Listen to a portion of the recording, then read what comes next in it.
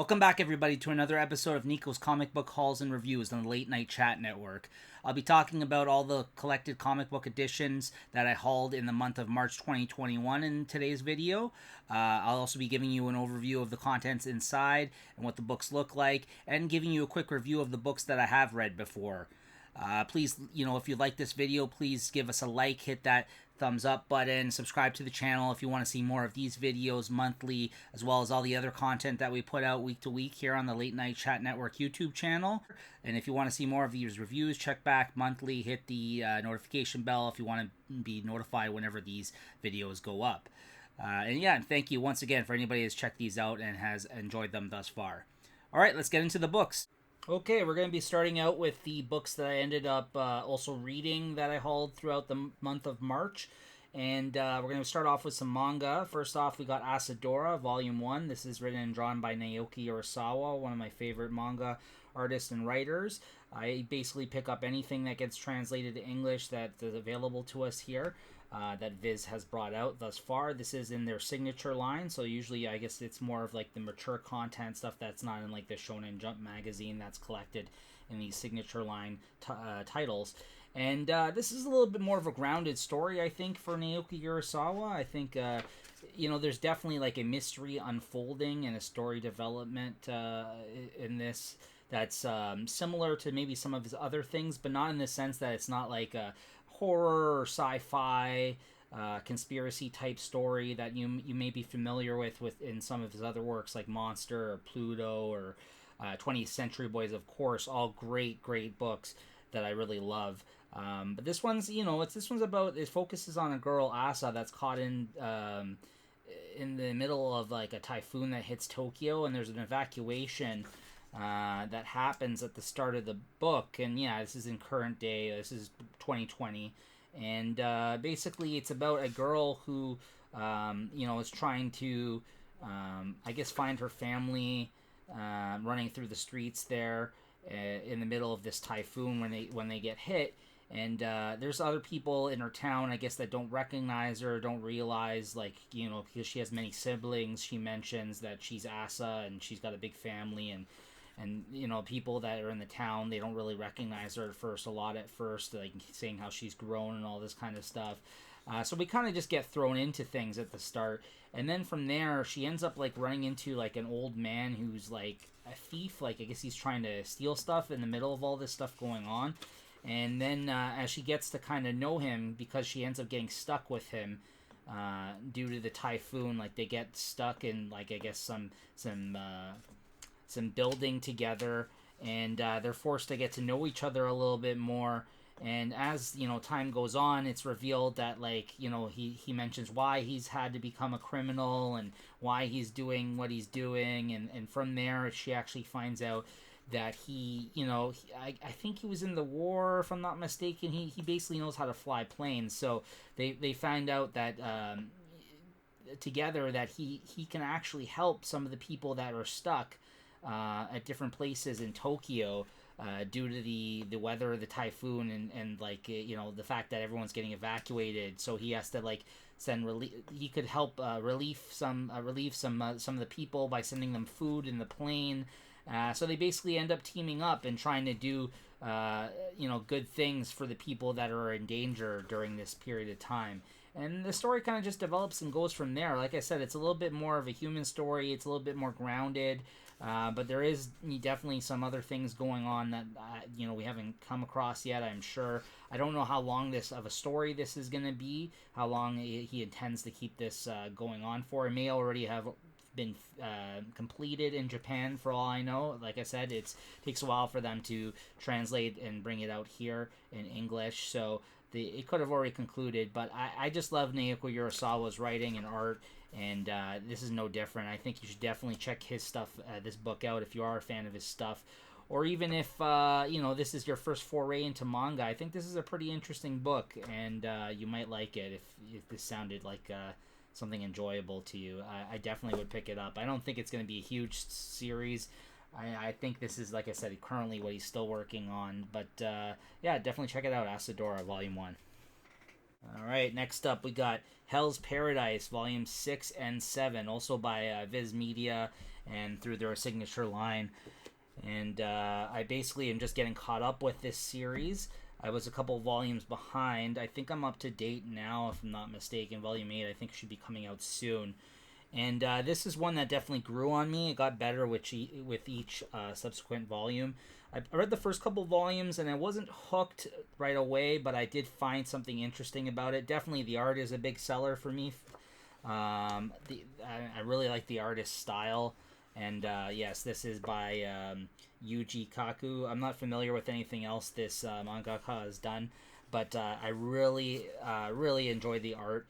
And yeah, the story is about like the shogunate, like I guess like the government essentially sends a bunch of like samurai clans with prisoners to this island, and say that they're basically the deal is if their prisoners are help them find this magic elixir that's on this island, and they come back in one piece, then they'll actually release them, and they'll be their charges will be dropped against them essentially. So it's an opportunity for them to basically get out of jail, a free card essentially.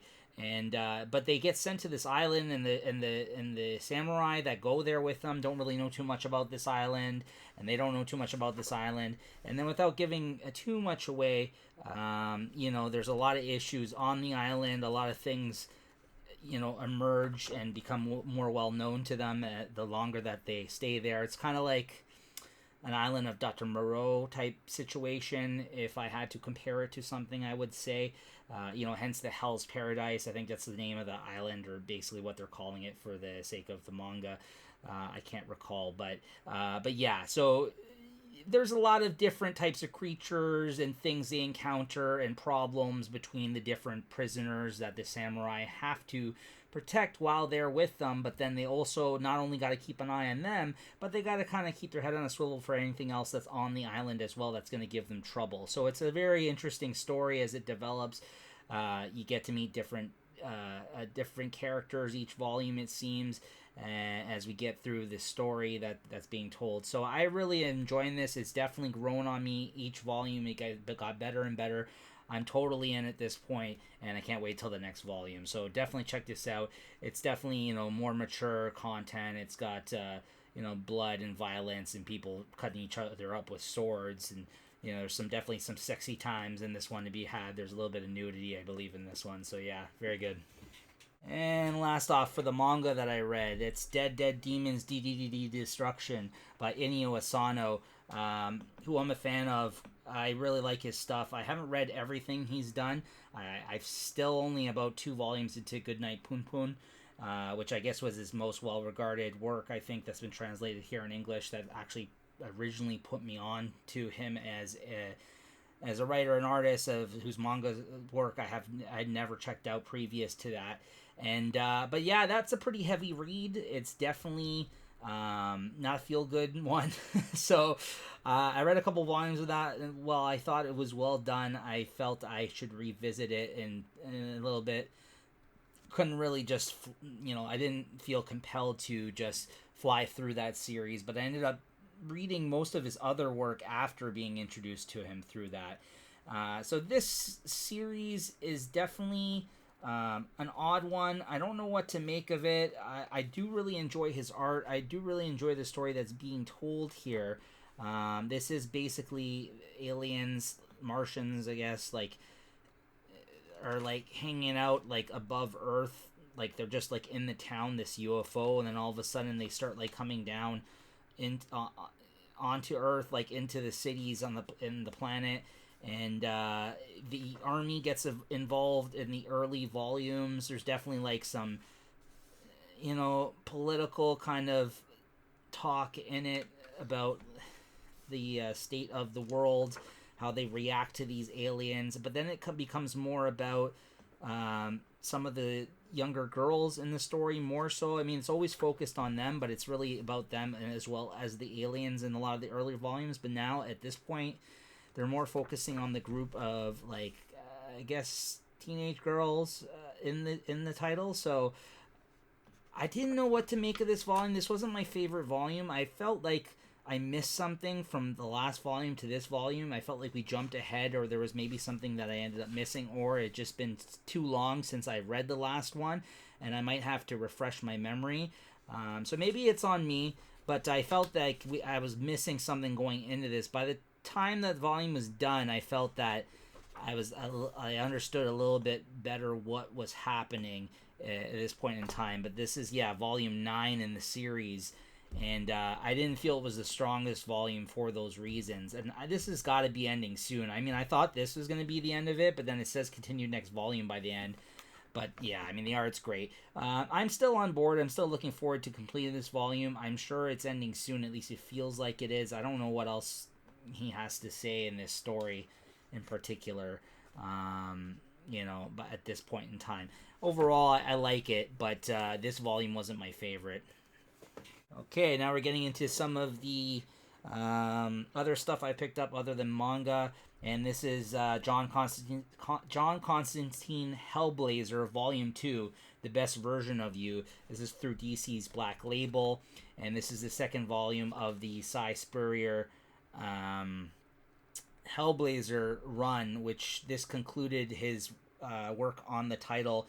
Unfortunately, I really, really enjoyed this run, but for anybody who doesn't know, I know he publicly talked about it online. He had plans to keep this book going for as long as they would have allowed him to, but I guess the book got canceled. So then I guess he was made aware of this around issue 10 or so.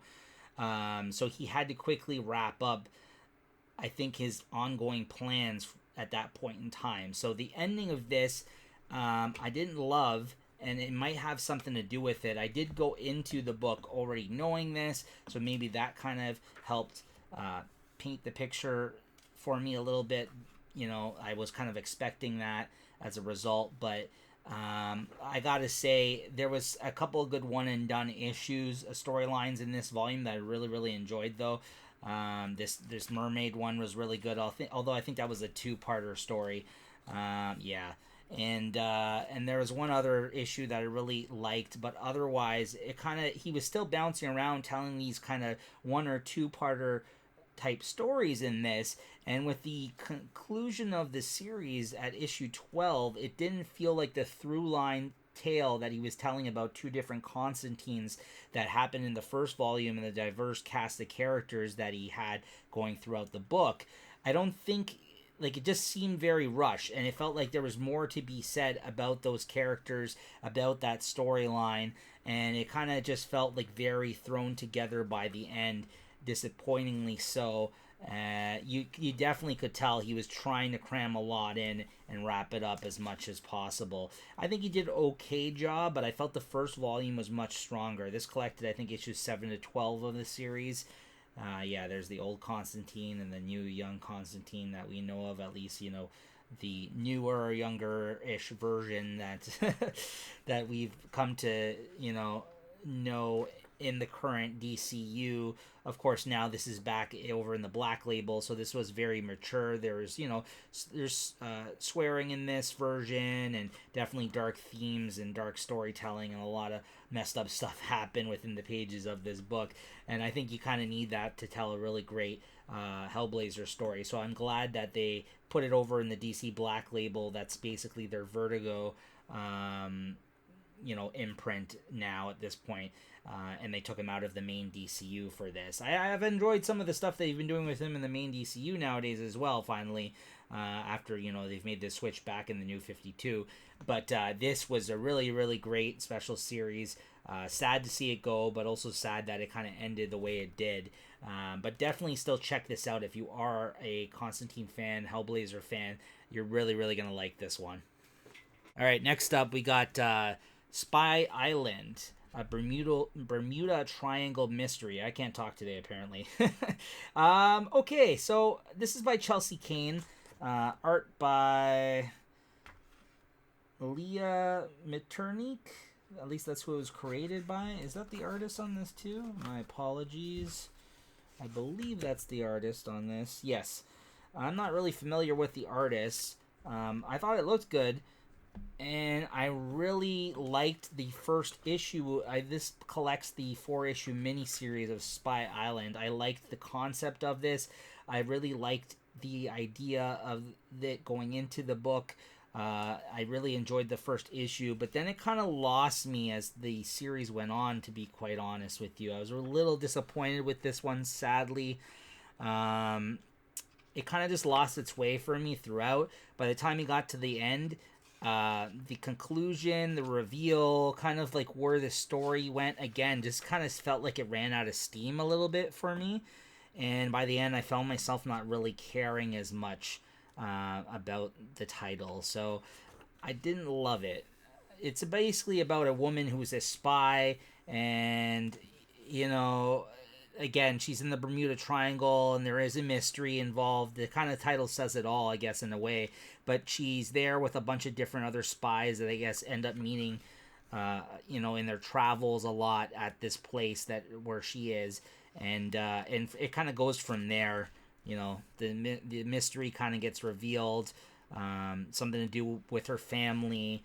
And they got all these great ads in between the book, though, and infographic type stuff that really gives it a very pulpy spy novel feel, as well as actual ads for a place where you would vacation in the Bermuda Triangle. So the aesthetic and everything that the artists or the creative team brought to this book, everyone involved, is very, very good, enjoyable, and very well done. I gotta say that. But as a story, 4 issues, maybe could have used another issue or two. It kind of didn't do it for me, unfortunately. And I really, really wanted to like this. So much so, again, it was really just the last couple issues. It's only a 4-issue miniseries, but look, it shows you all these different cocktails here, today's special, and it kind of relates to some of the things that's going on in the book.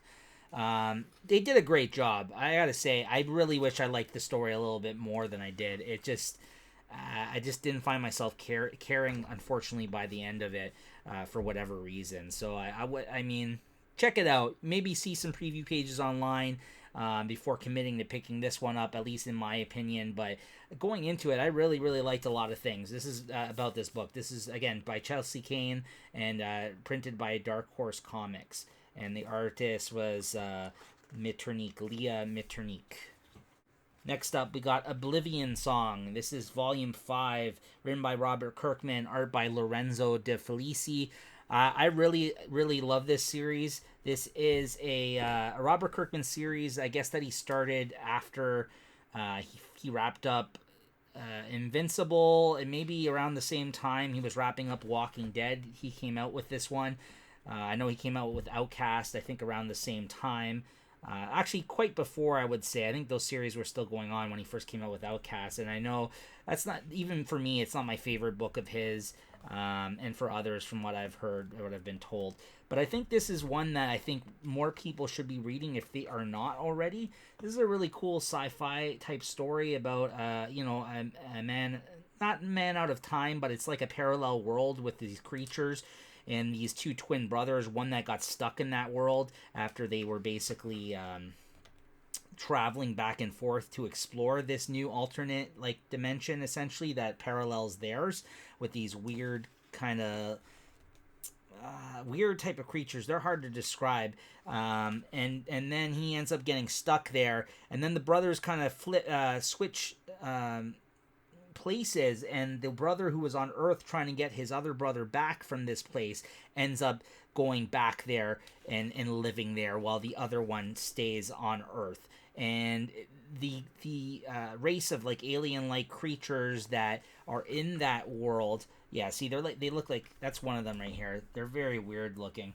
They end up getting more developed as a species, and they get smarter, and they find out a way to actually make their way back to Earth now. Now, the Earthlings have been going back and forth. They've been using this technology that the one brother, the scientist, created to get into their dimension. And at this point in time, they've finally figured out their own way to make it there. And their world is dying, essentially. There's some sort of a virus or a fungus, essentially, some sort of fungal stuff that's destroying all of their environment. So as a result, they're looking for obviously a new place to live as their world is dying out, and they're now waging war with Earth. At least a certain faction, a certain group of people from their world are. And in this volume, you basically see them cross over. And there is that's the bad guy right there. There's now a conflict between them and the humans, and they're not all alike. They're not all these creatures want this for themselves, although they are afraid for their world.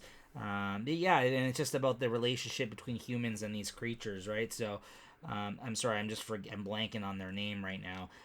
But yeah, the artist is good. It's not my favorite style of art, but I do like it. I think it works well for this book. It works well for the creatures that he draws, and it's very strange looking. And I really like this title. I can't wait. Every time a new volume comes out, it's one of the first things I read. I really, really like this. I think it's one of the better things Kirkman has done since he's left those other two big titles that kind of put him on the map over at Image. That's Oblivion Song. Next up, we got Earth 1, Volume 3 of Wonder Woman, written by Grant Morrison, art by Yannick Paquette. First off, I'm going to say Yannick Paquette is a really, really good artist. I love his work. I like these Earth 1 Wonder Woman stories by Grant Morrison and him. Each volume has taken a long time to come out in between. I think probably the biggest gap was from the first volume to the second volume, but the second volume probably already came out a couple of years ago at this point too, I would say. But it's well worth it. It's by far my favorite Morrison, not my favorite Morrison thing that he's done. It's okay. I don't mind it. As far as Wonder Woman stories goes, I think it's good, but I think the real star of these Wonder Woman Earth 1 books has been Yannick Paquette. His layouts, his art, it looks very beautiful looking, luscious colors that are in here, and I think Nathan Fairbairn is the colorist on this, I'm not mistaken. Yeah, he does a great job. It complements Yannick's pencils. It's just very beautiful looking men and women. Of course, mostly women because we're following the Amazons here in this, but they do have men prisoners. And it continues the Wonder Woman Earth 1 storyline and concludes it. This is the last chapter in the story that these two were telling. Possibly one of the last things that he does for DC Comics. I've heard whether or not that's true or not. I guess time will tell. But I did like this volume. I think it was a good way to end it. But again, I think it's the main reason why I like these books is Yannick Paquette. I'm a huge fan of his art. I think he draws a great Wonder Woman in this. Everything just looks so clean and so nice and so well rendered, and the layouts are amazing. So yeah, he's really just gotten better with time, Yannick Paquette. I think this is some of the best work he's ever done, honestly. Like, take a look at this. It's a beautiful looking book. And if you're a fan of Wonder Woman or Grant Morrison or even fantastic art, I definitely suggest checking out Wonder Woman Earth 1. All right, then we got Berserk Deluxe Edition Volume 7. Oh man, I love this series. I love that they're coming out with these deluxe editions from Dark Horse Comics of Berserk, the manga by Kentaro Miura. And I apologize if I'm saying the name wrong. And this now is following the storyline. This is a couple volumes after the Golden Age arc, which everyone talks about as being the best arc of the series. It's definitely gone in a different direction now.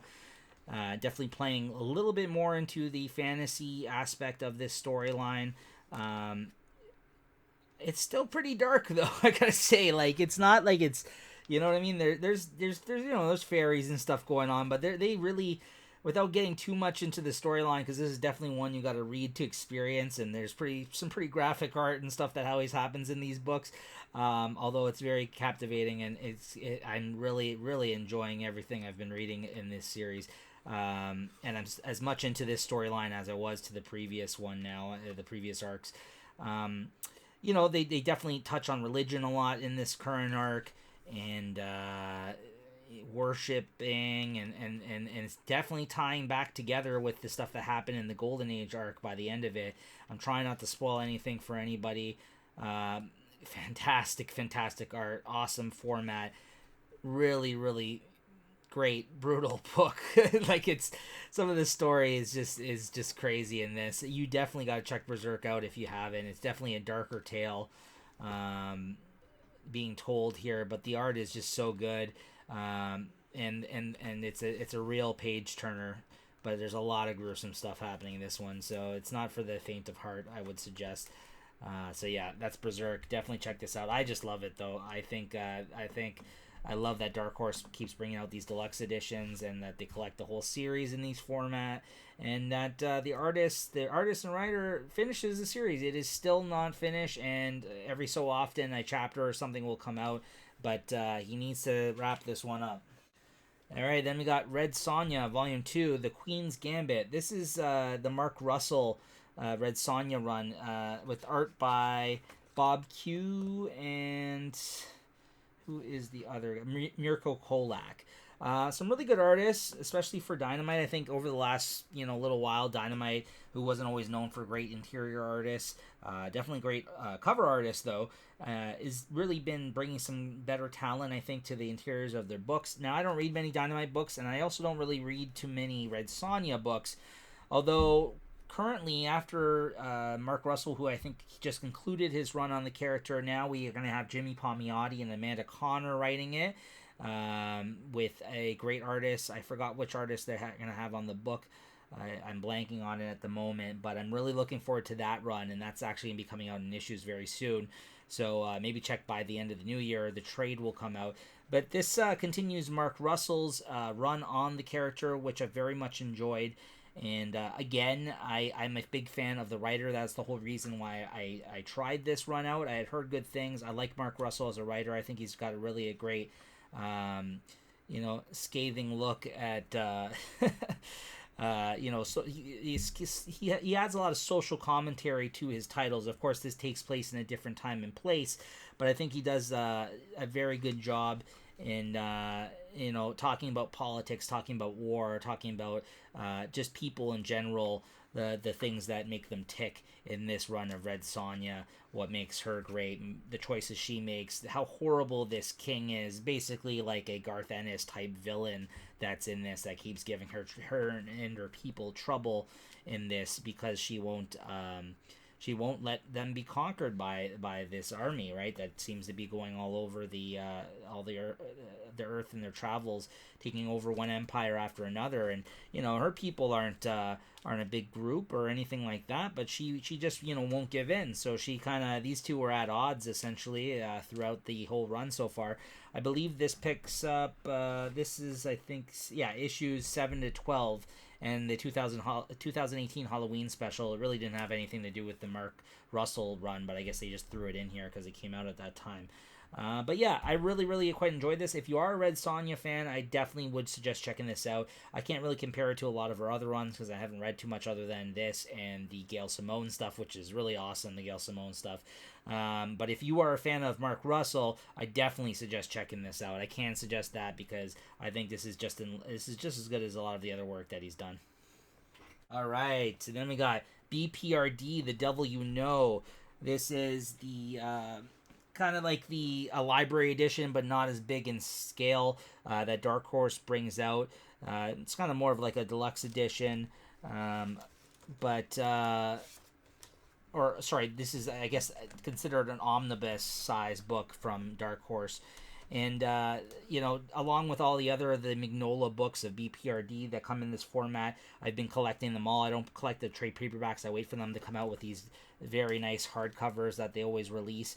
And this basically concludes Hellboy in the current day. The Devil You Know storyline ends in the current day Hellboy story for the Hellboy universe in the BPRD books, because the Hellboy books haven't come out since, I guess, Hellboy in Hell, which Mike Mignola wrote and drew, which you don't get many interiors of his anymore. But you do get several pages, I think, of Mike Mignola in this volume as well, in one of the BPRD issues towards the end. I think a lot of it was just like flashbacks of the Hellboy in Hell stuff. but it looked great as always. The level of creators that work on these, anything in the Mignolaverse, including BPRD, any of the other books, is always top notch. All the artists definitely got a certain style or aesthetic, while different, that really gels well with one another. I think the editing on this book, whoever's put these teams together over time, has done a really great job. Some of the artists, just to mention a few that are in this, going back to the Lawrence Campbell, Mike Mignola did some. You got Sebastian Fiumara, who's done work in the Mignolaverse before, and Christopher Midden. All more dark, moody, inky type of artists on these storylines. And this BPRD, The Devil You Know, again, it's been a while since I've read current day BPRD stuff. Because they also do stuff in the 40s now. They bounce around, and the BPRD and Hellboy stuff is still going on to this day, despite this being the end, because they're telling stories with different characters in different times at this point in time in the titles. So yeah, this was the end of all of that stuff, and everything kind of came together in this volume. I don't want to spoil for anything for longtime BPRD or Hellboy fans, because a lot goes on in this. It would take way too long to explain any of it, but I will tell you, it was fantastic. I did really enjoy it. It did remind me a lot of past and present BPRD members in this. They really did a great job of bringing everything together and putting a little bow at on the top at the end. Everything kind of came into place, worked very well. I really loved it. Well, spoilers, I guess. Abe Sapien's back in this volume, who's thought dead for a little while, and there may also be another character who was thought dead for a little while, possibly on the cover here. That makes a reappearance before we get to the end of the current day storyline in BPRD Hellboy. I love this. I love that, the Mignola universe, and definitely check this out if you have not. And then we got Ragnarok, Volume 3, written and drawn by Walt Simonson. Of course, Walt Simonson, famous for Thor at Marvel and many other great things throughout his time as an artist and writer. He must be like in his 70s or 80s at this point, but he's still cranking out great work. This is basically him doing another version of, Thor outside of the Marvel Universe over at IDW. If you're a fan of his art, that's the main reason you'd want to check this out. It's not bad, the storyline. It's written okay, but again, I think the strength in this book and this title, and the reason why I pick it up, is in the art. And Walt Simonson still is a great artist. He's still doing a great job. So if you like his Thor, or you like him as an artist, definitely check these out. These are oversized hardcovers that IDW puts out of these series. And then we got the X of Swords hardcover. It wasn't titled an omnibus. It is a hardcover that collects all of the X of Sword issues. And what's collected in this is X of Swords Creation number 1, X of Swords Stasis number 1, X of Swords Destruction number 1, X-Men 12 to 15, Excalibur 13 to 15, Marauders 13 to 15, X-Force 13 to 14, New Mutants 13, Wolverine 6 to 7, Cable 5 to 6, Hellions 5 to 6, and X Factor 4. And that includes, I think it was like a 22 or 24 issue crossover between all the X-Men titles under the current Hickman regime, essentially, of X-Men books, and all the different creators and artists involved in that are included in this volume. So if you haven't been reading the X-Men books in trade, and you picked up the House of X, Powers of X hardcover, this is the next available big hardcover to you. Although I know they also announced by the end of the year they're going to be coming out now with an X-Men by Hickman omnibus, collecting all of his issues. So no matter how you're reading these titles right now, this is the collected oversized hardcover edition of the event that happened between all these books anyway. So you might need to know a little bit about some of these series or the characters going into this. So I wouldn't suggest picking this up as your first thing you read out of the new X-Men line of books. But this was okay. I think the artists throughout were fantastic. The story was good at the start, kind of got lost a bit in the middle, and then I think concluded well for me. Like, I like this overall, the event. If I had to give it a rating, I give it maybe 6 or 7 out of 10. No, I gotta give it higher than that. 7 out of 10, I would say. It was alright. I didn't hate it. It wasn't the strongest. It was okay. It had its highs. It had its lows.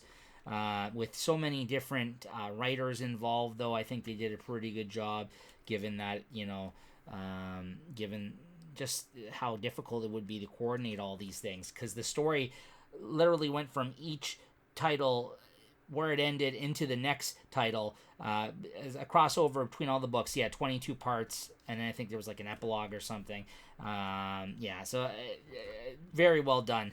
I like what they did in concept, and execution was not bad. So this is X-Men X of Swords. All right, now I read these issues when they were coming out. This is the New 52 run of Swamp Thing, written by Scott Snyder, art by Yannick Paquette that I was just talking about earlier. Jesus Says, and Charles Soule, whose run on this title, who came on after Scott Snyder, even though it was so well regarded at the time, I would argue is way better than Scott Snyder's run on this title. But yet, his name is nowhere to be found here. It's actually still to this day one of the better things that I think Charles Soule has done. So I was very surprised to see his name not on the front page. I mean, obviously when you get into the credits here of the book, I'm sure it's there. There you go. Jeff Lemire did like the crossover issues with Animal Man when they were doing that together. But Charles Soule's name is here. It's just a great run that he did. This is like his kind of first foray into DC. I think one of the first things he had going for him at that time. I really was impressed by his Swamp Thing run. Anyways, great art throughout. The New 52, while I think some, people didn't regard it as a great reset of the DC universe at the time, and a lot of the titles kind of fell by the wayside. I think that the Swamp Thing title was pretty consistently well received. I really enjoyed it. Had to own the Omnibus because I don't have the single issues anymore, but I really enjoyed it. And like I said, I really loved Charles Soule's run that followed Snyder's. While Snyder's was good, I felt his was better. Great artists. That's Francesco Francavilla in here. Yannick Paquette. Jesus Says, probably some other great artists, Marco Rudy. Yeah, there's some great artists throughout this, and a really good take on Swamp Thing. Really kind of delved deep into the whole thing with the green in this, and revisiting that whole thing.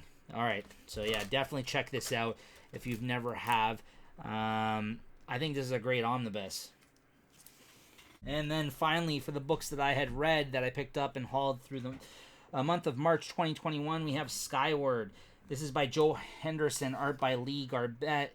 This is the deluxe hardcover that collects the whole series from Image, and this collects issues 1 to 18, or is it 15? Let me just double check for you guys. 1 to 15, yeah.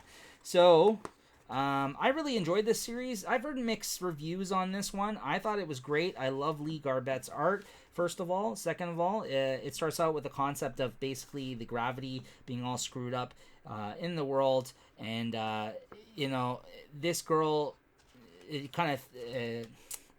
her father was a scientist who was messing around with this, and something went wrong. All of a sudden, gravity kind of went kaput, and everybody had to float around, and a bunch of people got killed as a result of being thrown right into the air and disappearing essentially, and everybody else had to readjust to the new life. And then you fast forward 20 years later, she's a grown woman at this point. She's living her life in the city.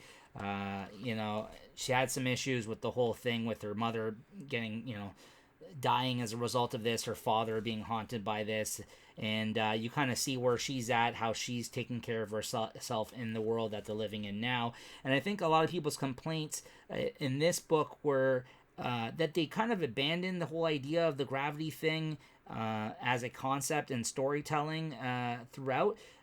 So it kind of started focusing on other things, especially the main protagonist in the book, but maybe didn't focus as much on the rules or the way that this world operates. And that was some criticisms that I heard of the title. But I think as it goes on, even though that's kind of how this thing starts out, it's not where it kind of goes, and it's not the whole point of the book. For me, I really quite enjoyed it. I think it's a fair criticism, but I thought it was just really well written, fun, great characters, great art, and I really quite enjoyed it. I thought it was really good. And this is the deluxe hardcover that collects the whole series. Although, if you haven't read this, maybe try to read a couple issues before you pick this up. See if it's for you, or even pick up the trades. It is a little bit cheaper. This retails, I think, for $40. Yeah, $40. So you might end up paying, if you're paying full price for the trades, about the same as this. But I mean, for the art, I think it's well worth it. Lee Garbet's really great, and I'm happy to have it in this format. I double dipped. I used to have it in trades. I really like this story, Skyward. Okay, and then next up, we're going to be showing off the books that I haven't read that I ended up hauling in the month of March 2021. This is Dragon Ball Super Volume 12. I'm picking up all the manga releases of these Dragon Ball Supers. I hope eventually that they end up bringing it out in like a bigger format like they did with like the Viz Bigs of Dragon Ball Z and Dragon Ball. I don't know if they've abandoned that format altogether, Viz Media. It's been a while since I've seen like a Viz Big format, but I would probably have to double dip and pick these up. Although I've read none of them. I've seen the anime. I'm just a huge fan of Dragon Ball. I heard the manga isn't that great, but I'm going to pick them up anyways because I'm a fan of the property that much. So, Dragon Ball Super Volume 12. Alright, then we got 20th Century Boys Perfect Edition Volume 11. Again, I'm behind on these. I talked about this the last time I picked up a volume and showcased it in the hauls and reviews video. I really got to get caught up. This is one of the more popular Naoki Urasawa titles that I still haven't read all of. I've been reading them in these perfect editions. I've probably only read up to volume 6. I need to go back now and probably do a complete read through from the start again because there's so much going on in this book and I don't want to be lost at any point. I have read all of his Monster and Pluto, which I love, but of course this one I think is probably one of the most popular ones he's done, but I've yet to read the whole thing. I've been picking them up in these perfect editions. I think there's going to be 12 volumes of the perfect editions of 20th Century Boys, and then they're going to be doing the 21st Century Boys. 21st Century Boys, which is the epilogue of this storyline in a perfect edition as well. And these kind of contain 2 volumes in one, essentially. And they're really nicer, bigger format, and, great cover. Great format to have these in. I'm really glad Viz Media did these. And then we got Avengers Academy, the Complete Collection, Volume 3. I've read a lot of the material, I think, in Volume 1. In issues prior to picking these up. I really like these kind of school books that they do in the Marvel Universe. Huge fan of Wolverine and the X-Men. I was a huge fan of what they did with the Avengers post, like this Academy book, like Avengers Arena, where they brought out like a bunch of those schools together, and the subsequent books that came out after that had a lot of these types of characters in it. I do like this concept of having a lot of the younger heroes being mentored by the older heroes and seeing kind of what they're made of and the people that they become. And from what I've read, out of the first volume, I'm going to probably continue to really enjoy this series. This has a bunch of different creators and artists on it, but I think this Volume 3 of the Avengers Academy, I think, will complete the collections of them collecting all of these series, main ongoing series, and different tie-in stuff. This one collects 21 to 39. So maybe if there is other tie-in stuff, maybe there will be one more volume. I think this might be the last one of their main series that they had, so maybe there will be another one. I'm not too positive then on that. And then we got Usagi Yujimbo Saga, Book 9 by Stan Sakai. This is, I think, one of the last Usagi Yojimbo Saga books that Dark Horse will be bringing out. Now IDW has the rights and they're going to be reprinting it. They've already been printing issues of his new ongoing series in color, and they're also reprinting all of the stuff that's in these Saga volumes during his period at Dark Horse in color as well, in new IDW editions. I like the black and white. They also came out with the deluxe hardcovers of these Usagi Yojimbo Saga, but they're like $80, and in comparison, these are like $25.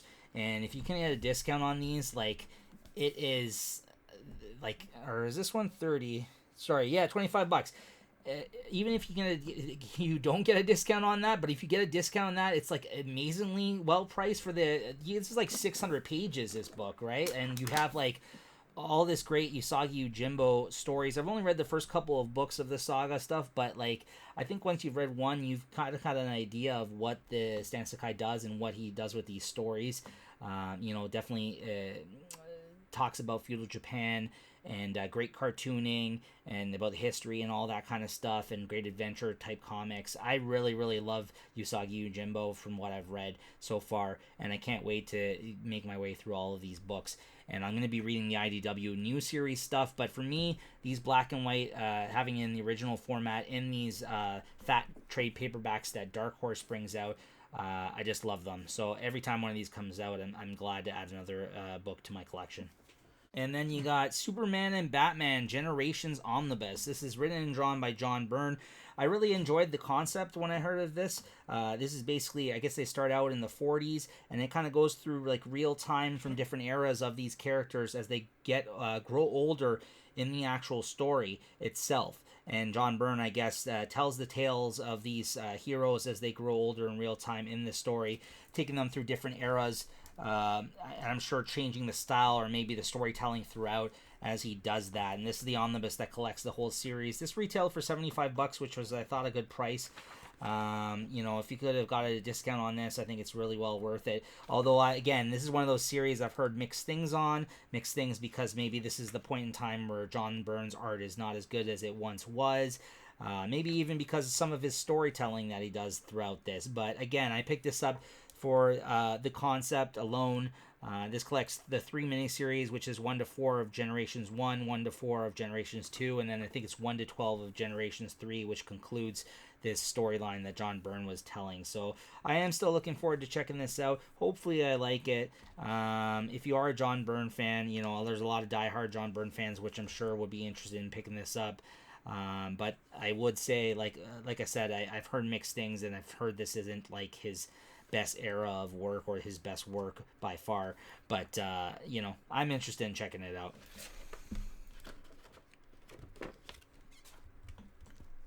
And I've read some of this omnibus, maybe the first 5 or 10 issues, but nothing past that. This is the Star Wars Dr. Aphra Omnibus Volume 1. The series has continued on. This is a Star Wars Marvel omnibus I was very much looking forward to. I don't read all of the Marvel Star Wars books, but Dr. Aphra, that was created by Karen Gillan in the pages of the Darth Vader main series that they first launched when Marvel got the licensing to Star Wars comics from Dark Horse, a few years ago. She first appeared in that. I loved the character at that point. She became a fan favorite, and then she went into her own ongoing series, and this collects Darth Vader 3 to 4, which is again her first appearance, 8, 21, and 25. I guess those are all the issues where she kind of was in big part of the storyline. And then it collects Star Wars Dr. Aphra 1 to 40, annual 1 to 3, Star Wars 13, 19, and 31 and 32, and Star Wars The Screaming Citadel. Wow, there's like 60 issues worth of content. This is a fat omnibus, but again, retail price, they had this marked at $125. If you are a Star Wars fan or of the comics, or just of the or want to know more about this character, this has it all in it that you need to know about this character, and I'm very much looking forward to reading the rest of this. I really enjoyed what I read. Like I said, I read all her appearances in Star Wars and Darth Vader, and some of her ongoing. Very much looking forward to this. Written by Karen Gillan, most of it, and then I guess when he leaves, Simon Spurrier comes on the book and starts writing it. So yeah, very much looking forward to that. And this is a long-awaited omnibus for me because it was very much out of print for years and years. This is now Volume 2 of the Chris Claremont, Jim Lee era of X-Men. And I've never read this back in the day. I've read probably some issues here and there, but I wasn't on top of all the X-Men books like a lot of kids in the 90s were at this time. This continues. They just reprinted the first volume of this era a few months ago, and now I have the second volume. They were out of print for a long time, so I'm really happy to have this. Jim Lee in his prime at this point, probably what he was most known for to this day is his era time at Marvel doing the X-Men prior to going to Image, and this is before Chris Claremont exited the book as well. I believe this book contains the rest of the X-Men issues when Jim Lee starts writing and drawing some of it, and Chris Claremont leaves. So yeah, this is history. This is the issue that I guess that's contained in here that sold millions and millions of copies, and very much happy to have this in my collection. And last but not least, Another X-Men Omnibus I'm happy to have. This is X-Men Infernal Omnibus. Mostly written by Chris Claremont, but this has all of the crossovers included in it as well. So it has a bunch of writers: Louise Simonson, John Bogdanov, Walter Simonson, Steve Englehart, David Michelini, Jerry Conway, Ann Nocenti, and Terry Austin. This has all like the different tie-in issues that happened throughout the Marvel universe at that time. Again, I haven't read much of the Claremont X-Men. I heard this was like a fun era. Some of these things might be cheesy as the crossovers were back then, but I mean, you have everything from Avengers, Fantastic Four. I have read the Daredevil stuff that Ann Nocenti wrote during her run during that time. John Romita on art, I believe, if I'm not mistaken. That was really good. But yeah, this gets definitely pretty wacky with all like the demons and stuff that emerge in these books and stuff that's going on. It's the Madeline Pryor stuff with the Infernal event. But I heard it's like, sorry, excuse me, peak craziness for X-Men during this era. So if you're into that, or you're a Chris Claremont era X-Men completionist like I am, you definitely need to seek out this omnibus for yourself. So I'm very much looking forward to diving into this when I do start my Chris Claremont read of the X-Men, because I've read so little, but I continue to buy the omnibuses. All right, that's X-Men Infernal Omnibus. All right, well, that's going to do it for the haul for the month of March 2021. I'll see you guys here next month. And again, thanks for tuning in, and thank you for checking this video out. Please leave a comment for the video. Hit subscribe to the channel if you have not yet done so. And hit that notification bell if you want to be notified of every time I put up one of these videos moving forward, or any of the other content that we put out here on the Late Night Chat Network YouTube page. Thanks again for checking it out once again, guys. See you next time.